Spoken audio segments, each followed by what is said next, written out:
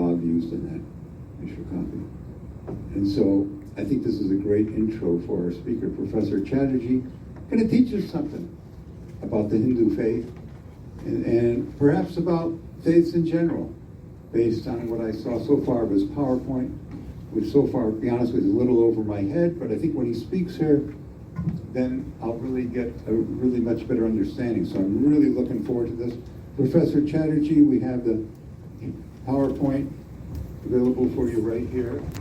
And I'll turn it over to you, and then we'll be back with a little message and a little more music. Om Shanti, Shanti, Shanti. Lead us from unreal to the real, lead us from darkness to light, lead us from death to immortality. Peace, peace, peace. Good evening, everyone. Thank you for inviting us to present out here. So thank you. And thank you for the chance to share a few thoughts about Vedanta philosophy in the light of Sri Ramakrishna's life.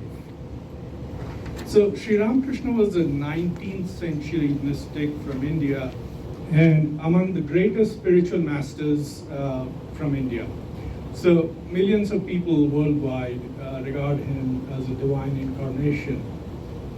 So his early life was devoted to practicing and testing of the various spiritual disciplines, including those of Hinduism, Christianity, Islam, and after realizing God in all of the different faiths, he proclaimed that all paths lead to the same God or the same truth. So he is often, regarded as the prophet of the harmony of religions. So let me quickly read a few of his sayings. I practiced each religion for a time: Hinduism, Islam, Christianity. Furthermore, I practiced the path of Shaktas. Shaktas are people who worship the Divine Mother in Hinduism. Vaishnavas, who are basically the followers of Lord Vishnu, and Vedantas, which I'm going to talk about a little today. I realized that there is only one God toward whom all are traveling, but the paths are different than the other one. Different people call on God by different names, some as Allah, some as God, others as Krishna, Shiva, and Brahman. It is like the water in a lake. Some drink it at one place and call it Jal, others at another place and call it Pani, and still others at a third place and call it water. The Hindus call it Jal, the Christians water, and the Muslims Pani, but it is one and the same thing. And finally, which leads into my talk, knowledge leads to unity and ignorance leads to diversity. So when he says knowledge leads to unity, ignorance to diversity, he is basically talking about the philosophy of Advaita Vedanta. So what is Vedanta, first of all? So the word Vedanta comes from Vedas. Vedas are the revealed scriptures of the Hindus. They also mean knowledge. And if you go a little further back into etymology, the word video comes from vid, which means to see, and the vid comes from Vedas, which again means you are supposed to see the infinite or the divine. So Vedas are the revealed scriptures, and Anta literally means the end. So philosophically, the Vedanta is the highest or the culmination of the final knowledge of Vedas. Now there are different schools of Vedanta, and I'm not going to go into details of them, but the first two, Dvaita and the Vishishta Dvaita, or dualism and qualified non-dualism, these are more of regular theistic religions, across the world. They are more devotional in nature, like who is God, who am I, what is my relation to God, those kinds of things. The third one, which I'm going to talk about a little today, is the Advaita Vedanta, or non-dualism. So what exactly is non-dualism? This is a little different from the traditional devotion-based paths. The focus here is more on reasoning. So the fundamental question we are trying to answer here is, who am I? Am I this body? Am I this mind? Am I this composite of body and mind? What exactly is going on? So Vedanta would argue that you are neither this body nor this mind, but the inner witness consciousness. Now, what kind of reasoning takes place? Let me give you a little flavor of the reasoning from a Vedantic text called Drishya Vivek.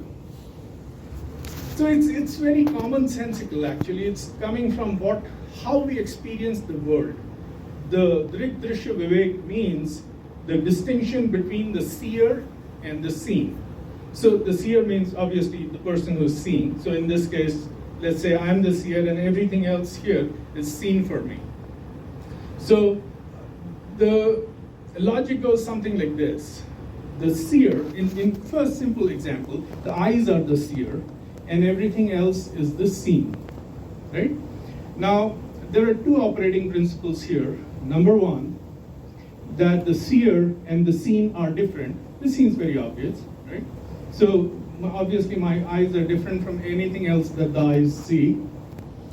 The second operating principle is that the seer remains relatively unchanging, but the scene keeps changing. You know, there is evening here, then it becomes night, and then people are moving, and you know, all that. But the eyes are relatively unchanging. So the question here is, there are really eyes, and eyes are of course just, you know, one of the senses. This holds true for all the senses that we have. So is our eyes really the seer? Because, you know, you might be listening to this Vedanta talk and your mind is 1,000 miles away somewhere thinking about, you know, I need to do this or do that.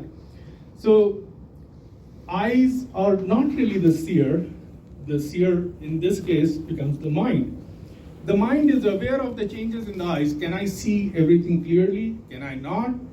Am I affected by blindness or something? So in this case, now the mind becomes the seer and the eyes are the seen, right? And again, the same two operating principles. That mind, the seer is different from the seen. So obviously mind is different from everything that the eye sees. And the second operating principle, that the seer remains relatively unchanged, everything else changes. So whatever you are seeing through the eyes is relatively unchanged, but the mind is relatively stable. Then let's take the analysis somewhat further. The third level is mind really not changing? Something is aware of the changes in the mind too, right? You are aware that you're happy, you're excited, you're sad, you're depressed, you're joyous, everything. So something within you, we call it the inner witness or the inner witness consciousness, is aware of the changes in the mind. And that inner witness is the real you. So now let's again apply the same two operating principles. The seer is different from the seen. So the inner witness is different from the mind, and the inner witness remains stable and everything else changes, the mind changes.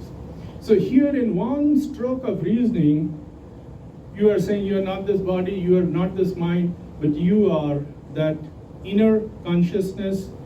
And there is a further line of reasoning which goes as, okay, so is my inner consciousness same as your inner consciousness, or is it different? So the consciousness that I have, is it different from the consciousness that you have?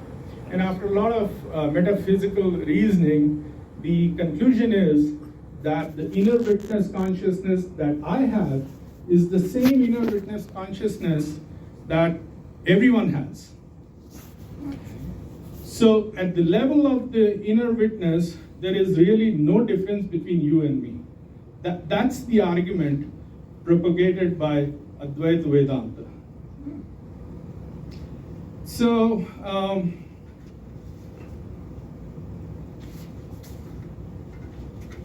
what else? Yeah. So basically, and what is the nature of that witness consciousness? The witness consciousness is Satchid Anand, basically absolute existence, pure consciousness, and bliss. That's the nature of the inner the inner witness that we have. So this is what Sri Ramakrishna means when he says, knowledge leads to unity and ignorance to diversity. So all that, when we think I am different from you, is because of my ignorance of my true inner nature.